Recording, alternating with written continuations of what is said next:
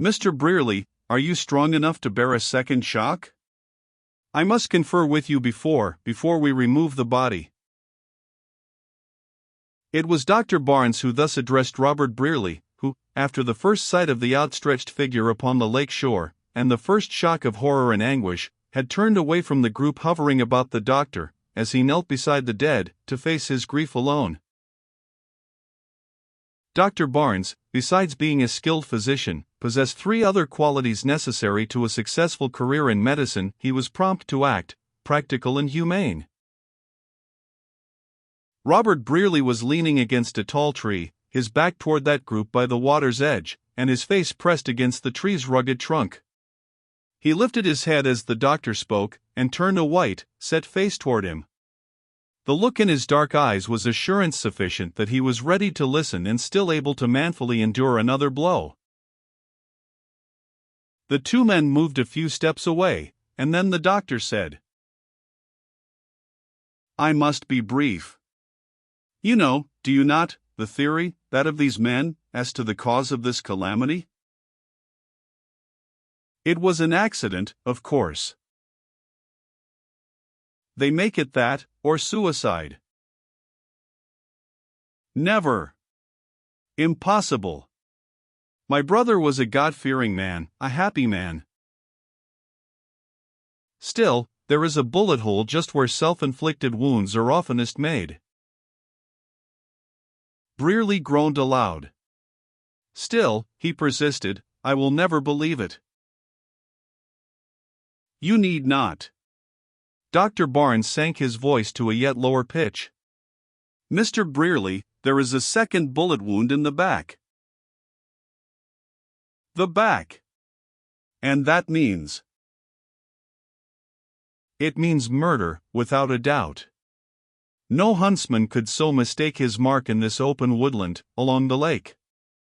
Besides, hunting is not allowed so near the village. Wait," as the young man was about to speak, "we have no time to discuss motives now, or the possible assassin. What I wish to know is, do you want this fact known now, at once?" I fear I don't understand. Would you have my brother's name?" "Stop, man. Knowing that these men have already jumped at a theory, the thought occurred to me that the work of the officers might be made easier if we let the theory of accident stand." He broke off, looking keenly at the other. He was a good judge of faces, and in that of Robert Brearley he had not been deceived. The young man's form grew suddenly erect and tense, his eye keen and resolute. "You are right," he said, with sudden energy, as he caught at the other's hand. "They must not be enlightened yet. Then, the sooner we are back where we can guard this secret, the safer it will be. Come. This is hard for you, Mr. Brearley, I know, and I could say much. But words, no matter how sincerely sympathetic, cannot lighten such a blow as this.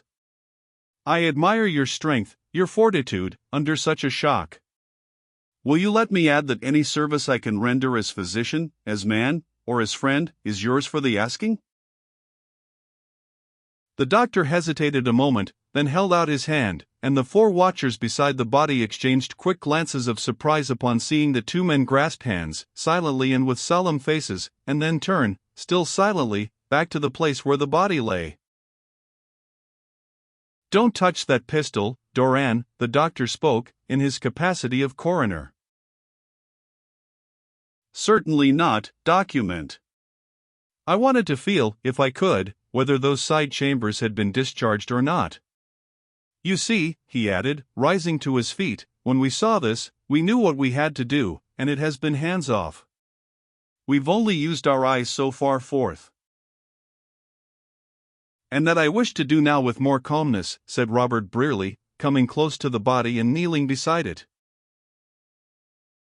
It lay less than 6 feet from the very water's edge, the body of a tall, slender young man, with a delicate, hybrid face that had been fair when living, and was now marble white, save for the bloodstains upon the right temple, where the bullet had entered. The hair, of that soft blonde color, seen oftenest upon the heads of children, and rarely upon adults, was thick and fine, and long enough to frame the handsome face in close half-rings that no barber's skill could ever subdue or make straight. The hands were long, slender, and soft as a woman's, the feet small and arched, and the form beneath the loose outlines of the blue flannel fatigue suit in which it was clad, while slender and full of grace, was well built and not lacking in muscle. It lay as it had fallen, upon its side, and with one arm thrown out and one limb, the left, drawn up. Not far from the outstretched right arm and hand lay the pistol, a six-shooter, which the brother at once recognized, with two of the 6 chambers empty, a fact which Mr. Doran had just discovered, and was now holding in reserve.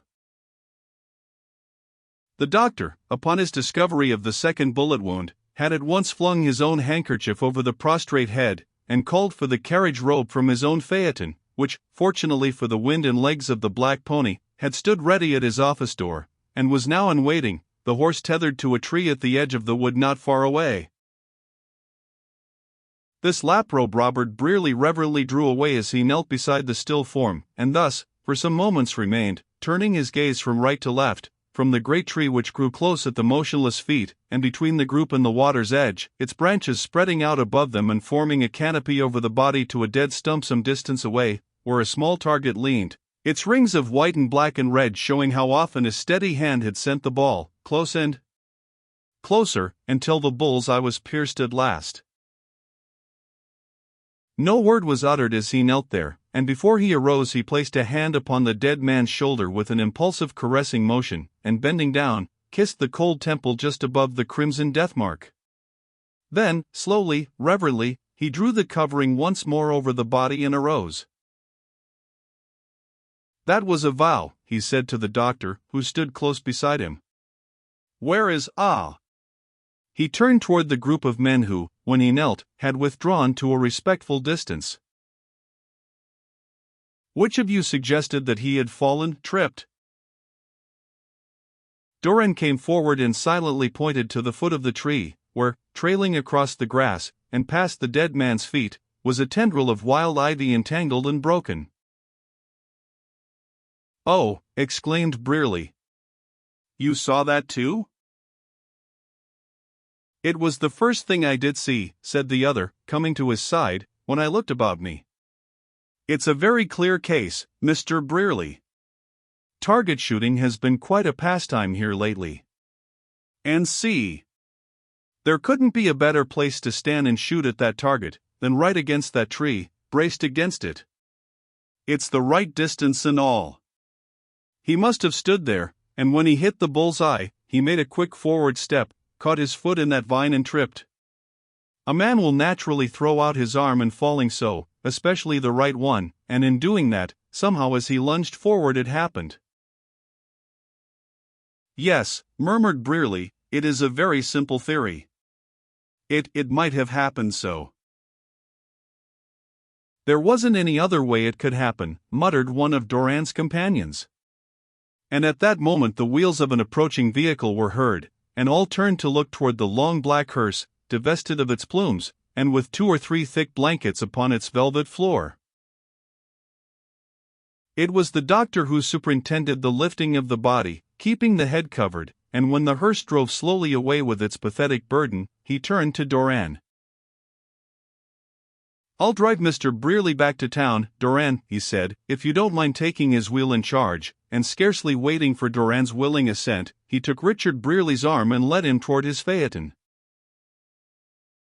The young man had picked up his brother's hat, as they lifted the body from the ground, and he now carried it in his hand, laying it gently upon his knees as he took his seat. When the doctor had taken his place and picked up the reins, he leaned out and looked about him. 2 or 3 horsemen were riding into the wood toward them, and a carriage had halted at the side of the road, while a group of schoolboys, headed by Johnny, the bell ringer, were hurrying down the slope toward the water's edge. "They're beginning to gather," the physician said, grimly. "Well, it's human nature, and your brother had a host of friends, Mr. Brierly." Robert Brierly set his lips and averted his face for a moment. "Doran," called the doctor. Come here, will you? Doran, who had begun to push the shining wheel up the slope, placed it carefully against a tree and came toward them, the doctor meanwhile turning to Brierly. Mr. Brierly, you are a stranger here. Will you let me arrange for you? The other nodded, and then said huskily, but it hurts to take him to an undertaker's. He shall not be taken there, and the doctor turned to Doran, now standing at the wheel. Mr. Doran, will you take my keys and ride ahead as fast as possible? Tell the undertaker, as you pass, to drive to my house. Then go on and open it. We will put the body in the private office. Do not remonstrate, Mr. Brierly. It is only what I would wish another to do for me and mine in a like affliction. And this was the rule by which this man lived his life, and because of which death had no terrors. I am a bachelor, you must know, the doctor said, as they drove slowly in the wake of the hearse. And I have made my home and established my office in a cozy cottage near the village proper.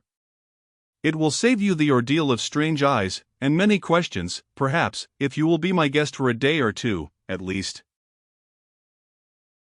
Robert Brierly turned and looked this friend in need full in the face for a moment, then he lifted his hand to brush a sudden moisture from his eye.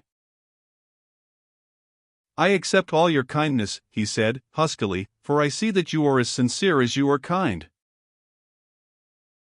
When the body of Charles Brierly had been carried in and placed as it must remain until the inquest was at an end, and when the crowd of sorrowing, anxious and curious people had dispersed, the doctor, who was masterful at need, making Doran his lieutenant, arranged for the securing of a jury, and, after giving some quiet instructions, sent him away, saying,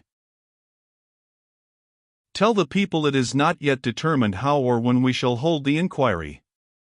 Miss Grant, who must be a witness, will hardly be able to appear at once, I fear, for, after looking to his guest's bodily comfort, the doctor had left him to be alone with his grief for a little while, and had paid a flying visit to Hilda Grant, who lived nearly 3 blocks away. When at length the little house was quiet, and when the doctor and his heavy-hearted companion had made a pretense of partaking of luncheon, the former, having shut and locked the door upon the elderly African who served him, drew his chair close to that of his guest, and said, Are you willing to take counsel with me, Mr. Brierly? And are you quite fit and ready to talk about what is most important? I am most anxious for your advice, and for information. Then, let us lose no time, there is much to be done. Doctor, Robert Brierly bent toward the other and placed a hand upon his knee.